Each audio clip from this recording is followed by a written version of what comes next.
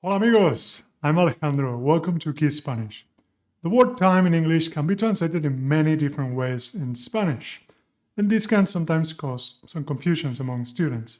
So in this lesson, you are going to master each of the ways that you can say time in Spanish, and this way increase your vocabulary and speak much more naturally. The first way in which you can say time in Spanish is tiempo. You're probably familiar with this one. And we first use tiempo to make a general statement. For example, el tiempo vuela, time flies. Or el tiempo es oro, time is money. Literally, oro is gold, time is gold. But it's a more natural translation of time is money. So with these general statements, we say time as tiempo. Also, tiempo is used to describe a quantity of time, like in sentences such as hace poco tiempo que estudio español. I have been studying Spanish for a short time, for a short period of time. O tardo mucho tiempo en crear estos vídeos. It takes me a long time to create these videos. Now, with quantity of time, not always in English you say literally time. You can ask something like, how long does something last? Or how long is something?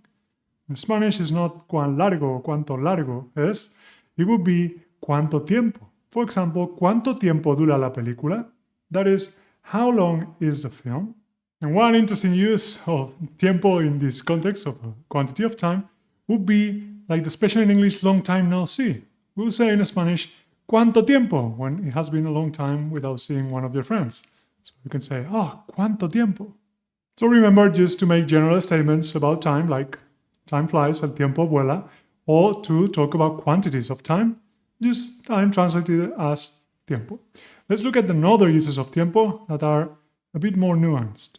When things are done on schedule or not, you would say a tiempo. Terminaré las tareas a tiempo, lo prometo. I will finish the assignments on time. I promise. O lo siento, pero no llegaré a tiempo a cenar. I'm sorry, but I won't make it in time for dinner.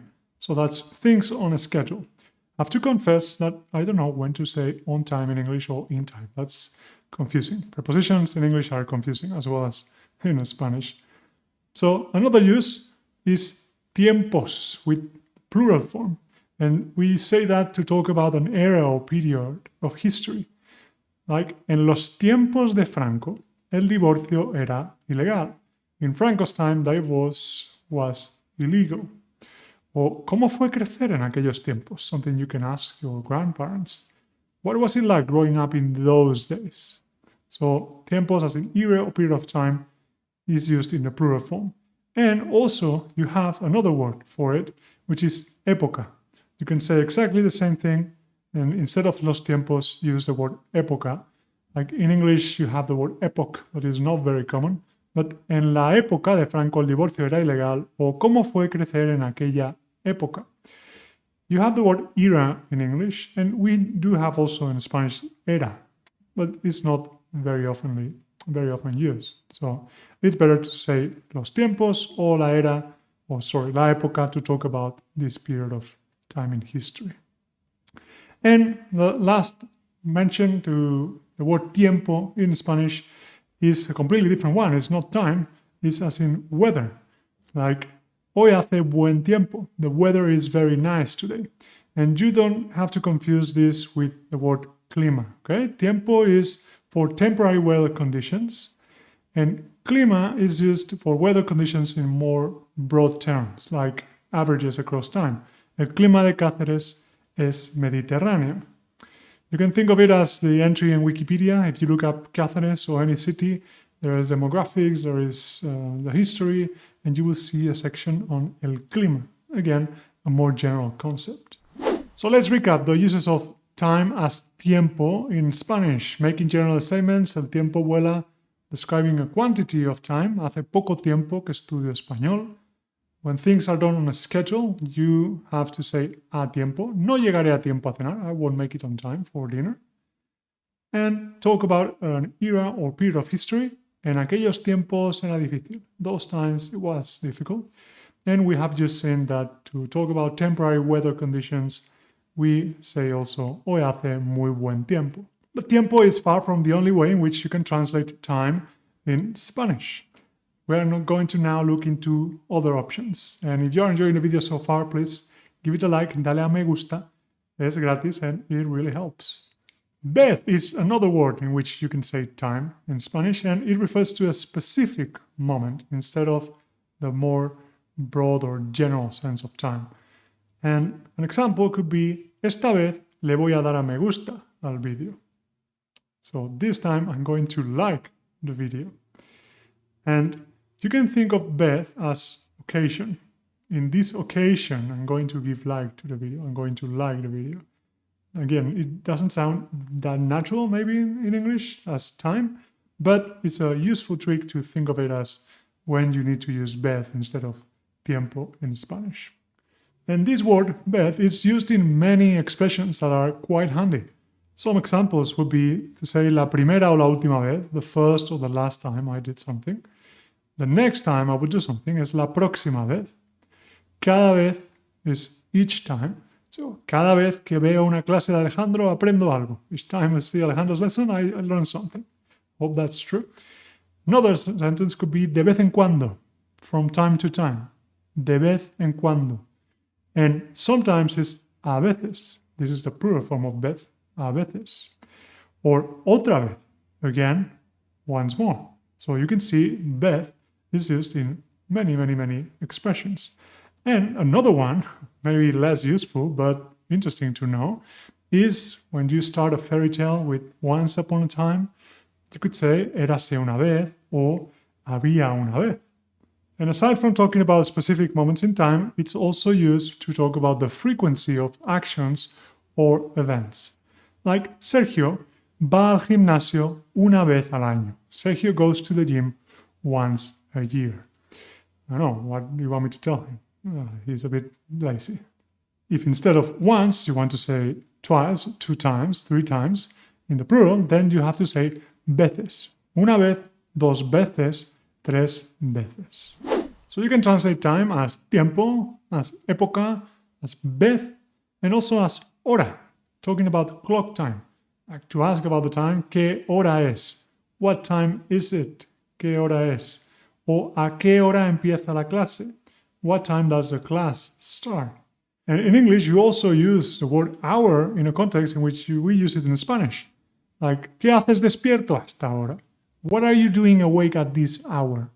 Not super common, I think, in English, but a good way of thinking about the word hora, as in clock time. And now we're going to look at another translation, which is RATO. This one is a bit more tricky. And the first use case of the word is to talk about experiences. Pasar un buen rato o pasar un mal rato means to have a good time or to have a bad time. Like John y Sergio siempre pasan un buen rato juntos. John and Sergio always have a good time together. And rato can also be used in certain expressions, and it's completely interchangeable with the word time. Like pasar el rato, pasar el tiempo is to pass the time or to hang out. And todo el rato will be the same as todo el tiempo, is all the time. So, todo el tiempo estoy pensando en el español. Thinking about Spanish all the time. Todo el rato. And the last use of this word I'm going to share today would be the most tricky one, which is a certain period of time. Like in English you say while. Sergio se fue de la escuela hace un rato. Sergio left the school a while ago. And this use is a bit frustrating to me because it's quite specific. It could be a short period of time, and generally is, but it could also mean a longer period of time. You never know. So you have to think about the context and maybe sometimes guess a bit if the person means a long time or a short time. So it's a bit confusing. But much less confusing is the last translation of time I'm going to share in today's lesson, which is momento. And this is a brief moment in time. And you have the same word in English, moment, in expressions like dame un momento, give me a moment. Or este no es un buen momento. In this case, you would say this is not a good time in English. But in Spanish, you would not say este no es un buen tiempo. Or that's at least not very natural. It's much better to say no es un buen momento. So those are several ways in which you can translate time in Spanish. As you can see, there are quite a few of them, and also you need to pay attention to use them properly. So let's quickly recap what we have learned today. The first way in which we translate time could be tiempo, to describe verbal statements like time flies, el tiempo vuela, quantities of time, things done on a schedule with the preposition a, to do something a tiempo, hacer algo a tiempo, to talk about a period in history, like en los tiempos de Franco, or temporary weather conditions, hace buen tiempo, or ¿cómo está el tiempo allí? How is the weather there? And remember that for the period of history, like en los tiempos de Franco, you can also use the word época, en la época de Franco, or en la época de mis abuelos, in the times of my grandparents.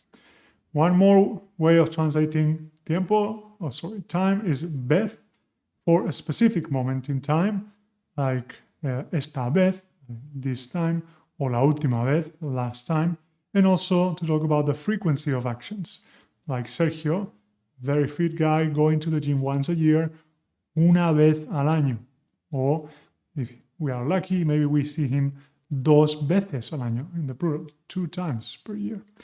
And vez is very cool because it's used in many expressions, like a veces, de vez en cuando, cada vez, otra vez, and quite a few more. Other uses of translations, better said, of time could be hora, to ask about the time, the clock time, and rato, to describe experiences, to have a good time, is pasar un buen rato, and expressions like pasar el rato, also useful, or todo el rato, all the time. And lastly, a certain period of time, like while. Me he ido de clase hace un rato. I left the class a while ago.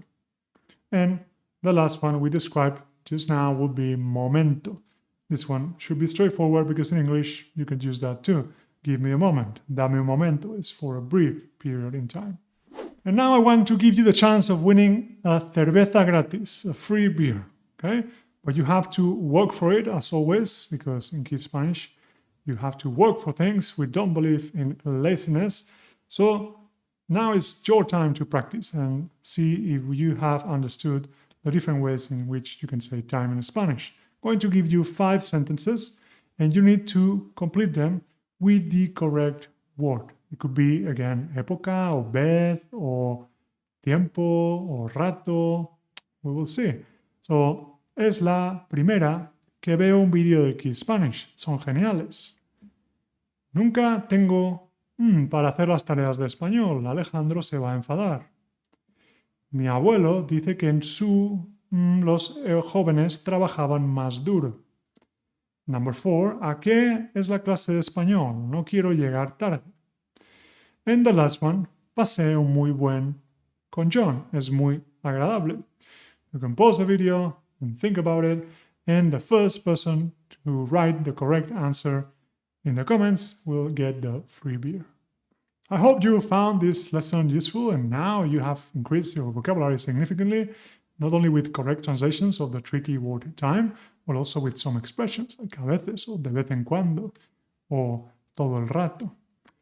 And if you have enjoyed this lesson, you can subscribe for more videos like this.